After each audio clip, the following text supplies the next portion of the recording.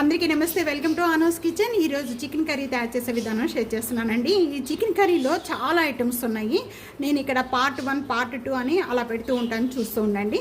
ఈ chicken curry తయారు చేసుకోవడానికి ముందుగా నేను ఇక్కడ 800 గ్రామ్స్ చికెన్ తీసుకున్నాను. ఇది బాగా 3-4 టైమ్స్ వరకు కూడా బాగా ఈ చికెన్ కర్రీ చాలా వెరైటీగా ఉంటుందండి. అన్నిట్లో కూడా బాగుంటుంది. లాస్ట్ వరకు కూడా స్కిప్ చేయకుండా చూడండి, చాలా టేస్ట్గా ఉంటుంది.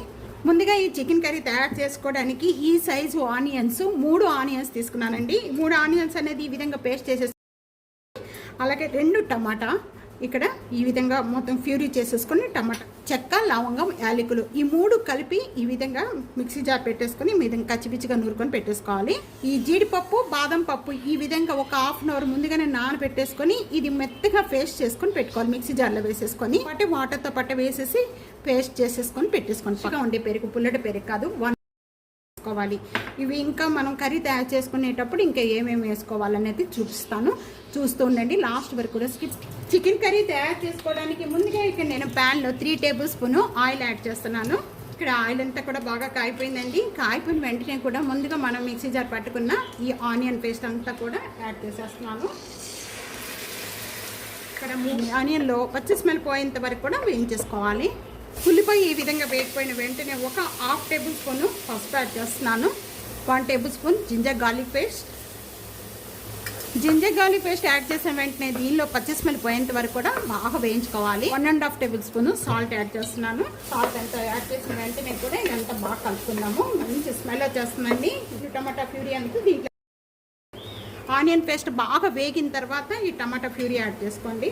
దీనిలో పచ్చి స్మెల్ అంతా పోయేంత వరకు కూడా బాగా వేయించుకోవాలి. ఇంకా బాగా చిక్కపడిపోయిన వెంటనే కూడా ముందుగా మనం మిక్సీ జార్ చేసుకొని పెట్టుకున్నామండి జీడిపప్పు పేస్ట్, నానబెట్టిన జీడిపప్పు పేస్ట్ అంతా కూడా దీంట్లో యాడ్ చేసేసుకోవాలి. దాన్ని కూడా ఒక 2 మినిట్స్ వరకు కూడా ఈ జీడిపప్పు పేస్ట్ అంతా కూడా పచ్చి స్మెల్ పోయేంత వరకు కూడా వీటితో పాటు బాగా వేయించుకోవాలి. ఇక్కడ జీడిపప్పు పేస్ట్ కూడా బాగా వేయిపోయిందండి. వేయిపోయిన వెంటనే కూడా ఇక్కడ నేను 1 టేబుల్ స్పూన్ ధనియా పౌడర్, రోస్ట్ చేసిన ధనియా పౌడర్ యాడ్ చేస్తాను. 1 టేబుల్ స్పూన్ రోస్ట్ చేసిన jeera powder, 1 tablespoon garam masala powder.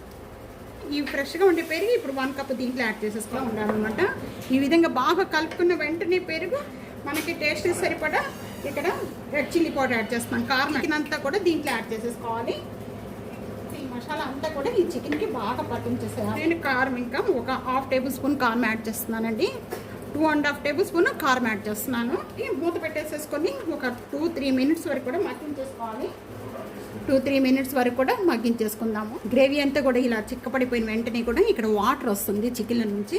ఈ చికెన్ల నుంచి వాటర్ వచ్చే వరకు కూడా దీన్ని లో ఫ్లేమ్లో పెట్టేసుకొని ఇదంతా కూడా బాగా ఉడికించేసుకోవాలండి. వాటర్ ఇప్పుడే యాడ్ చేసుకోకూడదు. మొత్తం కలిపి 3 టేబుల్ స్పూన్ కారం యాడ్ చేసుకోవాలి. నేను ఒక 1/2 table spoon red chilli powder add చేస్తున్నాను. కానీ నేను 4 మినిట్స్ అయిపోయిన వెంటనే ఇప్పుడు ఓపెన్ చేద్దామండి. గ్రేవీ అంతా కూడా ఈ విధంగా కలర్ చేంజ్ అయిపోయింది.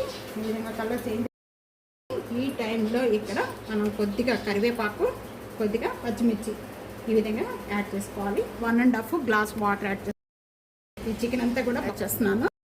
ఇక్కడ 1.5 గ్లాస్ వాటర్ యాడ్ చేసిన వెంటనే ఈ గ్రేవీ అంతా కూడా ఒకసారి బాగా కలిపేసుకుందాం. మీడియం ఫ్లేమ్లో పెట్టేసేసుకొని మొత్తం అంతా గ్రేవీ అంతా చిక్కపడిపోయి ఆయిల్ అంతా కూడా సపరేట్ అయ్యేంత వరకు కూడా మగ్గించేసుకోవాలి. పెట్టేసుకుందాం. ఇంకా మూత పెట్టేసేసుకొని గ్రేవీ చిక్కపడేంత వరకు కూడా మగ్గించేసుకోవాలి.